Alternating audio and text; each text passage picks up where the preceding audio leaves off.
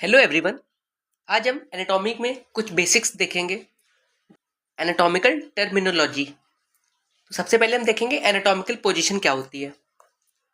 तो यहाँ पे दो पिक्स हैं, तो इसमें आपको आइडेंटिफाई करना है कि एनाटॉमिकल पोजीशन कौन सी है, और उसको आइडेंटिफाई करने के लिए कुछ बेसिक पॉइंट्स होंगे। बहुत ईजी पॉइंट्स है।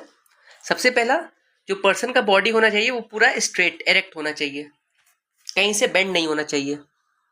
सेकेंड पॉइंट क्या है, जो इसका हेड है, हेड में आईज, नोज, माउथ, वो फेसिंग फॉरवर्ड होना चाहिए। फिर थर्ड पॉइंट क्या है, उसके आर्म्स साइड में होने चाहिए और पाम्स फेसिंग फॉरवर्ड होना चाहिए। फिर नेक्स्ट पॉइंट क्या है, उसका जो फिट है वो टुगेदर होना चाहिए और वो भी फेसिंग फॉरवर्ड होना चाहिए। तो ये अगर 4-5 कंडीशन फुलफिल हो रही हैं तो पर्सन एनाटॉमिकल पोजीशन में है। जैसे सेकंड डायग्राम में हेड फेसिंग बैकवर्ड है, पाम फेसिंग बैकवर्ड है और फुट भी फेसिंग बैकवर्ड है, तो इसलिए एनाटॉमिकल पोजीशन नहीं होगी। तो करेक्ट एनाटॉमिकल पोजीशन ये है।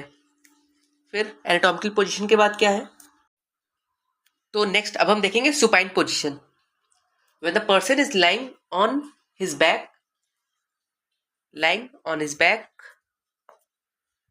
Second point, palm facing upward and arms by the side and the feet together facing upward, तो इसे बोलते हैं supine position.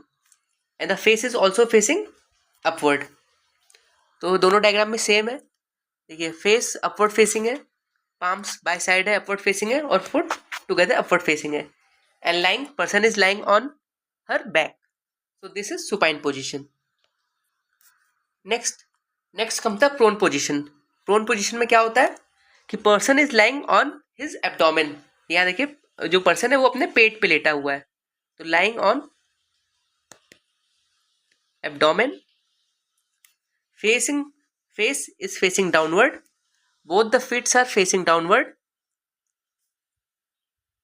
and the palms are by side but the palms are facing upward। prone position में भी palm facing upward रहेगा। ये हो गया prone position। फिर लास्ट पोजीशन है जो एनाटॉमी में यूज होती है, लिथोटॉमी पोजीशन। ये पोजीशन नॉर्मली जब प्रेगनेंसी के टाइम पे डिलीवरी होती है तो उस पोजीशन को लिथोटॉमी पोजीशन बोलते हैं। The person is lying on her back with the legs up and feel supported by this strap, so this is lithotomy position।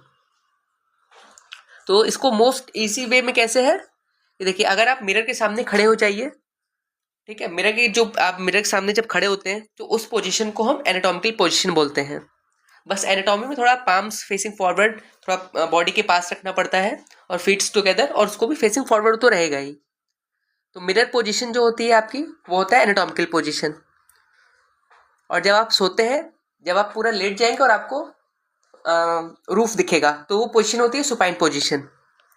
और उसी का अपोजिट है प्रोन पोजीशन। जब आप लेटते हैं अपने एब्डोमेन पे और आपको रूफ नहीं दिखता है, तो वो होती है प्रोन पोजीशन।